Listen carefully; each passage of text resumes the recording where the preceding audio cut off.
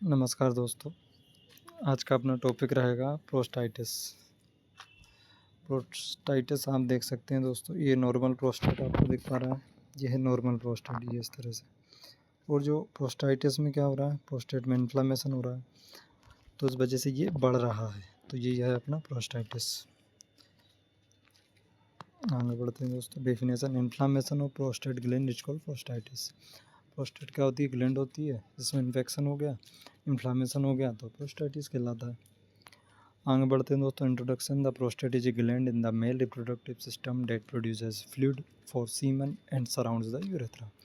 ठीक है दोस्तों, अपन ने वीडियो में क्लियरली देख रहा है, यूरेथ्रा को सराउंड कर रहा है और ये क्या कर रहा है दोस्तों? सीमन बना रहा है। सीमन के लिए जो फ्लूइड होता है वो ये बना रहा है। ठीक है, आगे बढ़ते हैं।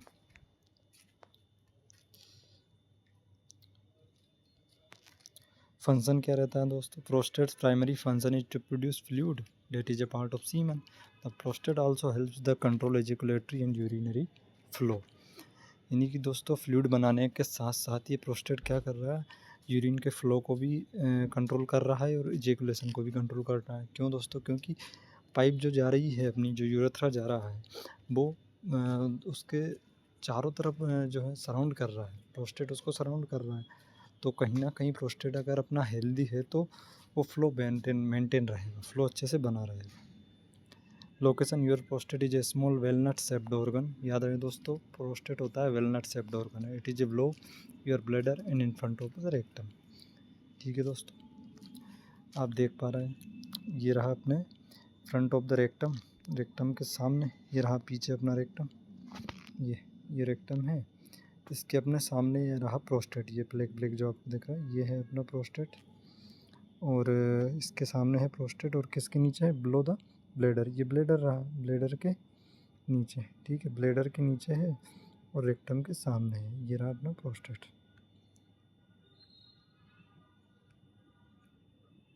आगे बढ़ा। Causes: most common cause is BPH, यानी कि benign prostatic hyperplasia, that is the increase in the size of the prostate gland. ठीक है दोस्तों, अगर BPH है तो प्रोस्टाइटिस हो सकता है। ऑल्सो कॉज बाय बैक्टीरिया, कुछ बैक्टीरियल इन्फेक्शन की वजह से भी हो सकता है। STI यानी कि सेक्चुअली ट्रांसमिटेड इन्फेक्शन हो गया तो भी ये प्रोस्टाइटिस हो सकता है। ब्लैडर कैंसर है तो भी हो सकता है। UTI है तो भी हो सकता है। ब्लैडर में स्टोन है तब भी ये हो सकता है। Sign and symptoms of the prostatitis: symptoms में सबसे कॉमन सिम्टम्स रहेगा दोस्तों डिफ़िकल्टी इन यूरिनेशन, यानी कि आप यूरिन कर रहे हो तो उस समय आपको प्रॉब्लम आएगी, बहुत ज़्यादा प्रॉब्लम आएगी। क्यों दोस्तों? क्योंकि प्रोस्टेटाइटिस अलग है, तो प्रोस्टेट ग्लैंड आपका बढ़ चुका है, और बढ़ चुका है तो वो आपकी जो यूरेथ्रा है उस पर प्रेशर डाल रहा है, जिससे आपको यूरिन का जो फ्लो है वो मेंटेन नहीं रहेगा फ्लो, और जैसे ही आप यूरिन करने जाओगे तो वहाँ पे पेन होगा। ठीक है दोस्तों, पेल्विक एरिया में प्रोन धीरे धीरे पेन बढ़ता जाएगा, पेल्विक एरिया को कवर करेगा, जेनाइटल्स को कवर करेगा, और समटाइम्स फ्लू लाइक सिम्टम्स भी इसमें आपको देखने को मिल सकते हैं। आगे बढ़ते हैं दोस्तों। Pain in areas in the back: बहुत क्रॉनिक कंडीशन में बैक में भी पेन होने लगेगा, ब्लेडर में होगा, जेनाइटल एरिया में, लोअर एब्डोमिनल में, लोअर बैक में। ठीक है, प्रोस्टेट, रेक्टम, टेस्टिकल्स, इन सभी एरिया को कवर कर लेगा क्रॉनिक कंडीशन में। एक्यूट कंडीशन में आपको यूरिन के समय बहुत ज़्यादा पेन होगा, प्रॉब्लम होगी, जो फ्रीक्वेंसी होती है यूरिनेशन की वो बनी रहेगी। फिर फ्रीक्वेंसी ऑफ मैक्चुरेशन, यानी कि आप यूरिन गए लेकिन आपका आने के तुरंत बाद लगेगा कि आपका ब्लैडर खाली नहीं हुआ है, फिर दोबारा आप जाओगे। ये एक्यूट कंडीशन। क्रोनिक जो आप पेन देख रहे हैं, सब जगह पेन पहुंच जाएगा क्रोनिक कंडीशन। अब पेन कब कब हो सकता है? यूरिन के टाइम भी हो सकता है और मिडनाइट में भी हो सकता है।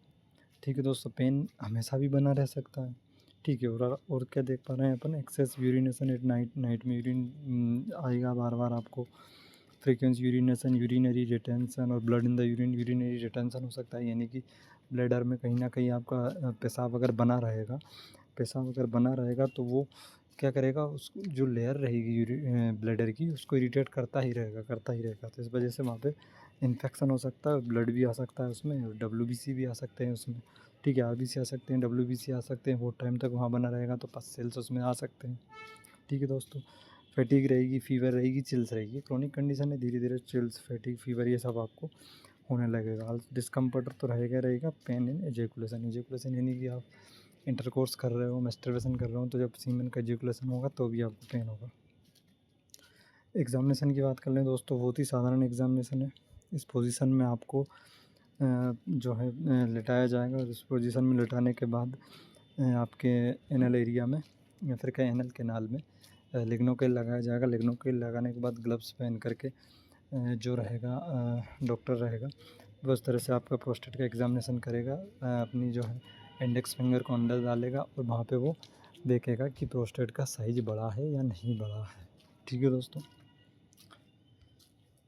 अब डिफरेंशियल डायग्नोसिस क्यों ज़रूरी है दोस्तों? सपोज़ आप एग्जामिनेशन कर लिया अपन ने लेकिन प्रोस्टेट नॉर्मल है, तो अब ये सारे सिम्टम्स आ रहे हैं किसी दूसरी कंडीशन के कारण, तो उसमें अपन फिर धीरे धीरे हटाते चले जाएंगे डिफरेंशियल डायग्नोसिस में। और अगर आ रहा है तो फिर यानी कि तो भी डिफरेंशियल डायग्नोसिस करना ज़रूरी है, क्योंकि इसके साथ दूसरी कंडीशन तो ऐड नहीं हो गई है। ठीक है, उसके लिए सबसे पहले अपेंडिसाइटिस आ जाएगा, लेकिन अपेंडिसाइटिस में PVT, पेन वॉमिटिंग टेम्परेचर, तीनों चीज़ें रहती हैं अपेंडिसाइटिस में। और पेन कहाँ रहेगा आपके लेफ्ट लंबर माफ़ कीजिए राइट लंबर रीजन में पेन बना रहेगा। आगे बढ़ते हैं दोस्तों। फीवर यूटीआई में फीवर रहेगा, तो यूटीआई का आप क्लिनिकली डायग्नोसिस करवा सकते हो यूटीआई। ठीक है, ये लेव इन्वेस्टिगेशन से।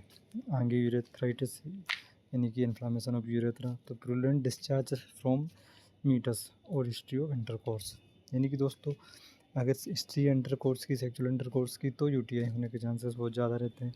प्रूलेंट डिस्चार्ज फ्रॉम मीटस यानी कि यूरेथ्रा में अगर इन्फेक्शन है तो वहाँ से कहीं ना कहीं प्रूलेंट डिस्चार्ज रहेगा, वहाँ से प्रूलेंट डिस्चार्ज निकलेगा, तो इससे आप ये डिफरेंशियल डायग्नोसिस कर पाओगे यूटीआई में और प्रोस्टेटिस। इसके बाद एपिडिडाइमाइटिस में नहीं, एपिडिडाइमाइटिस यानी कि आपको एपिडिडाइमस जो होता है जहाँ से आता है दोस्तों अपना सीमन घूमता हुआ। ठीक है दोस्तों, तो ऐसी कंडीशन में स्क्रोटम में भी पेन रहेगा और टेंडरनेस रहेगी।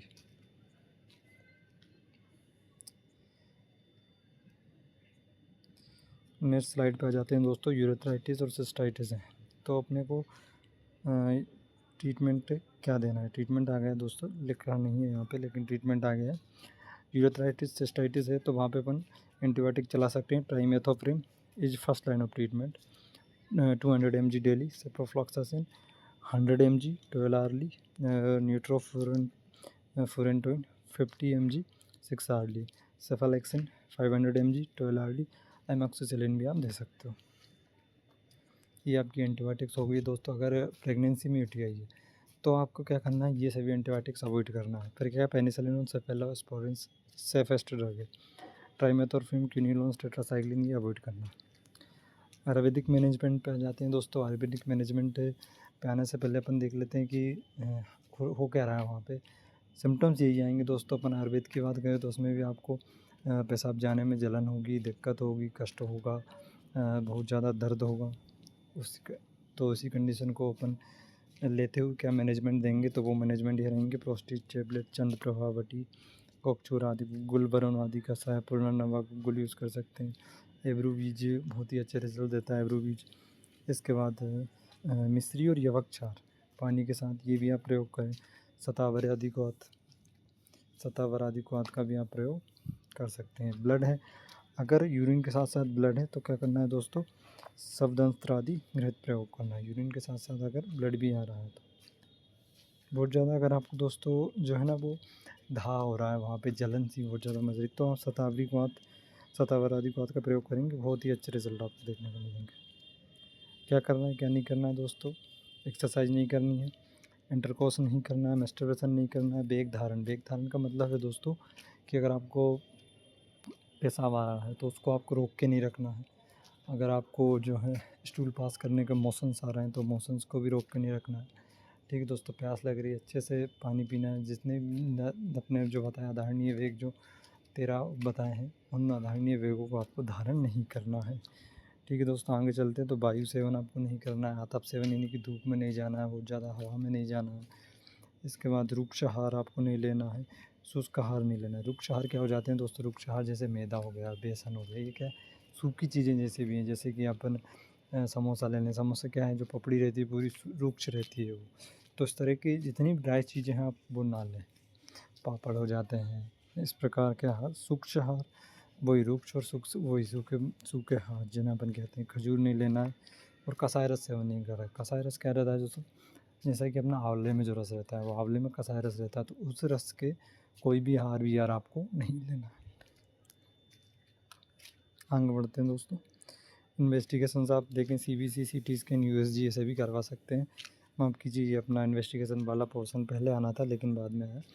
सीबीसी में आप दोस्तों इनकी क्या देखेंगे, वही आप डब्ल्यूबीसी देख सकते हैं। सीटी स्कैन में और यूएसजी में क्लियर हो जाएगा दोस्तों प्रोस्टेट बड़ा हुआ है क्या, या फिर कहीं किडनी स्टोन है क्या, ये सभी चीज़ें क्लियर हो जाएंगी उसमें।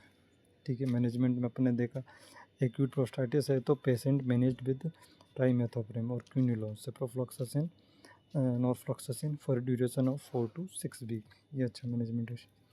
ठीक है दोस्तों, अपन ये पोर्शन अपने का पहले आना था लेकिन लास्ट में आ गया है, कोई बात नहीं। ठीक है दोस्तों, अगर नोट्स चाहिए हैं तो आप बताएं, अपन नोट्स डाल देंगे इसके।